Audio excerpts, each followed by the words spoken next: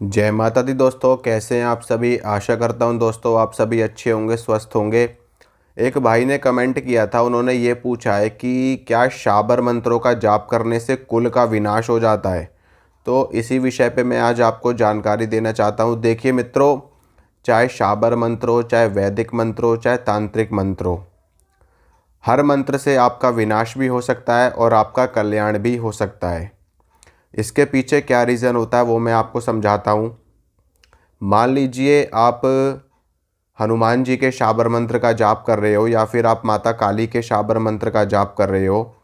अब मंत्र आपको जिस प्रकार से दिया गया है, जिस विधि से आपको दिया गया है, या आपके गुरु ने जैसे आपको मंत्र दिया है, अगर आप उस मंत्र का सेम टू सेम वैसा ही जप करते हो, बिना किसी अक्षर को गलत किए, बिना किसी मात्रा को गलत किए, उस मंत्र की जो ध्वनि जैसे आनी चाहिए वैसे ही आ रही है, उस मंत्र में जो शब्द हैं उन शब्दों का उच्चारण अगर आप सही से कर रहे हो, जैसे उनका होना चाहिए उच्चारण वैसा ही आप कर रहे हो, तो निश्चित रूप से आपका अहित नहीं होगा, आपका कल्याण ही कल्याण होगा। अगर आप मंत्र का गलत उच्चारण कर रहे हो, मंत्र का जाप गलत तरीके से कर रहे हो, मंत्र का गलत जप कर रहे हो, यानी कि मंत्र में जो शब्द है उस शब्द को सही पढ़ने के बजाय आप उसको गलत पढ़ रहे हो, गलत उच्चारण उसका कर रहे हो, तो निश्चित रूप से आपका विनाश हो सकता है, आपके कुल का विनाश हो सकता है। अब चाहे शाबर मंत्र हो, चाहे वैदिक मंत्र हो, चाहे तंत्रोक्त मंत्र हो, चाहे कर्णपिशाचिनी का मंत्र हो, चाहे यक्षिणी का मंत्र हो, चाहे प्रेत का मंत्र हो, किसी भी मंत्र का गलत उच्चारण अगर आपने किया, गलत जाप आपने किया, तो निश्चित रूप से आपका विनाश हो सकता है, आपका नुकसान हो सकता है, आपको हानि पहुंच सकती है, आपको क्षति पहुंच सकती है। क्योंकि देखिए, मंत्र में देवी देवताओं का वास होता है। मंत्र जो होता है वो देवी देवताओं का शाब्दिक स्वरूप होता है। अब आप खुद सोचिए, अगर आपने मंत्र का गलत उच्चारण कर दिया, गलत उच्चारण मंत्र का कर दिया, तो इसका मतलब आपने देवता का स्वरूप ही बदल दिया, उस देवी का स्वरूप ही बदल दिया। क्योंकि मंत्र में देवी देवताओं की ऊर्जा पूरी की पूरी समाहित होती है, पूरी की पूरी ऊर्जा भरी हुई होती है।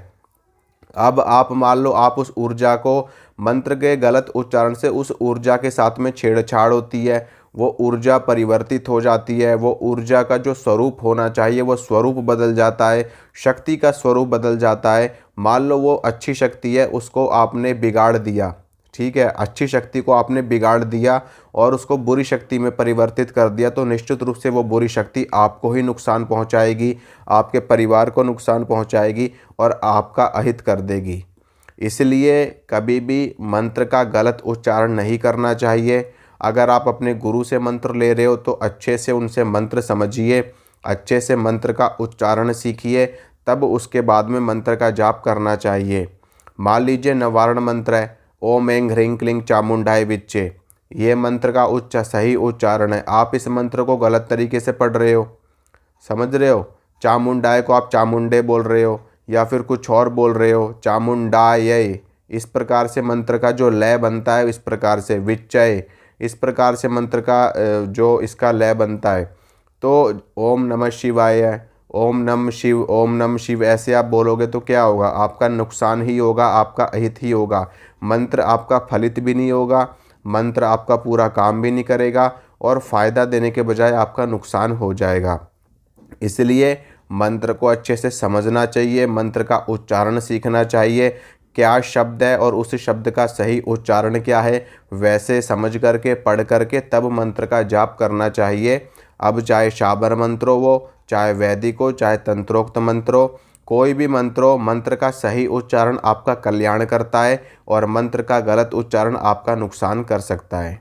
ठीक है मित्रों, आशा करता हूँ मित्रों जो जानकारी मैंने आपको दी आपको अच्छी लगी होगी, पसंद आई होगी। इसी तरह की जानकारी मैं आपको देता रहूँगा। मिलूँगा आप सभी से अगली वीडियो में। जय माता रानी की।